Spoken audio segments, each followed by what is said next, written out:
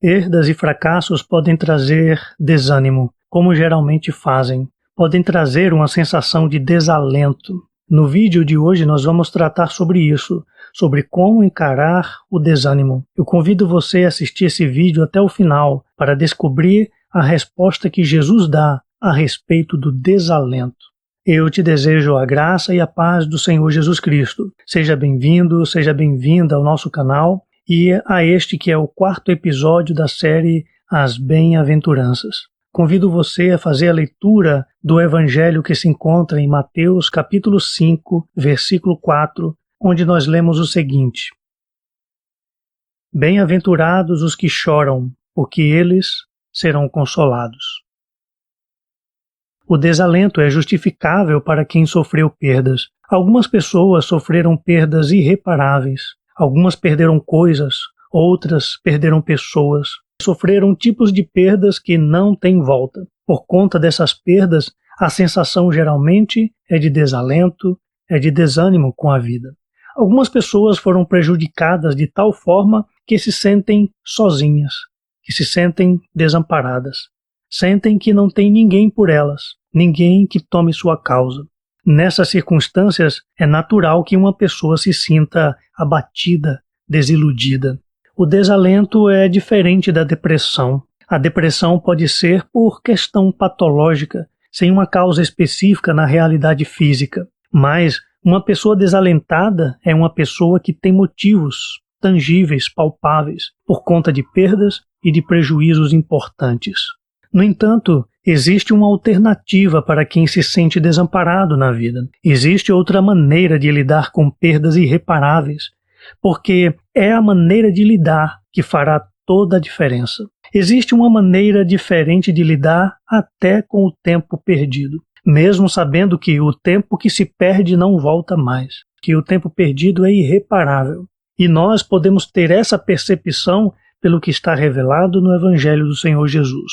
Nas palavras de Jesus, descobrimos que existe resposta para o desamparo se houver mudança no ponto de referência. Nos sentimos desamparados quando nosso ponto de referência é uma existência passageira. Se toda a nossa realidade se resume a este mundo, então está baseada numa vida que se acaba. E nesse caso, o único sentimento viável é o desalento, é o desamparo diante das perdas.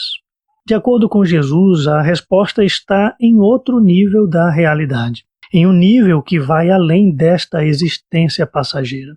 Isso fica exposto em suas palavras no Sermão do Monte e de maneira específica no tema das bem-aventuranças.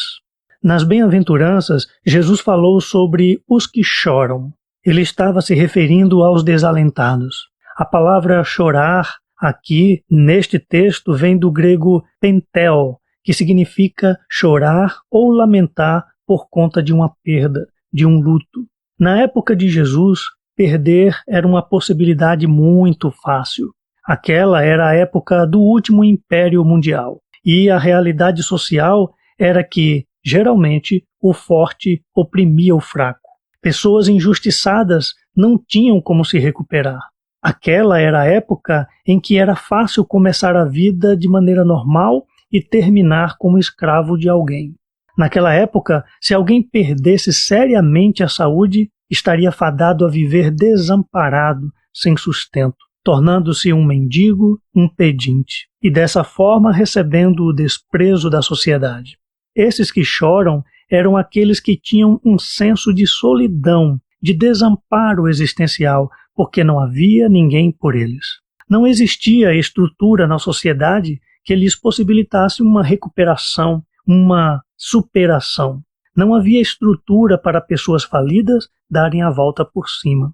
Naquela época, as perdas costumavam ser definitivas. As perdas eram irreparáveis, irreversíveis. Mas o foco de Jesus estava exatamente nesses que choravam. Sua atenção estava voltada para essas pessoas que não tinham ninguém. Sua atenção estava naqueles que passaram por perdas tão profundas que sentiam que jamais iriam se recuperar. Além disso, nas bem-aventuranças, Jesus apresentou o conforto para os desalentados. Ele disse que os que choravam seriam consolados. A palavra consolados no grego desse texto é parakaleo, de onde vem a palavra paráclito, se referindo ao Consolador. Jesus está dizendo que os desalentados iriam receber conforto, eles seriam encorajados, passando a ideia de que eles não estavam mais sozinhos, de que agora eles têm alguém por eles, de que agora eles têm companhia, tem alguém por perto, sendo que esse alguém é o Senhor Jesus. O Senhor Jesus era o Consolador para aquela época, através do reino que ele estava trazendo, que era o reino de Deus, o reino dos céus. Jesus estava dizendo que os desamparados agora tinham amparo, agora seriam auxiliados, ajudados por uma mão externa diante da situação de suas perdas. Jesus estava apresentando a reversão da situação para eles.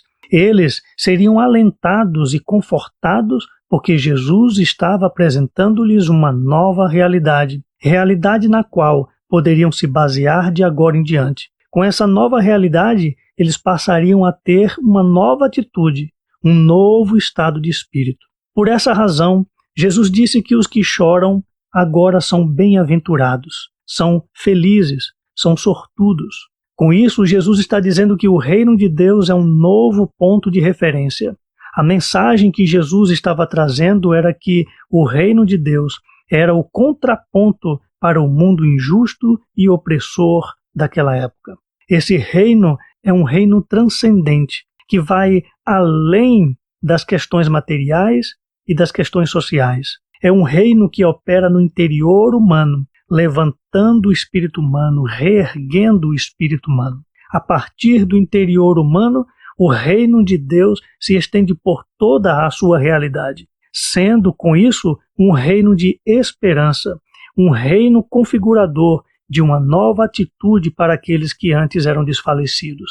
Essa abordagem de Jesus te possibilita olhar para si mesmo, porque a resposta para o teu desalento está em uma dimensão superior a este mundo. Essa realidade superior é o reino de Deus.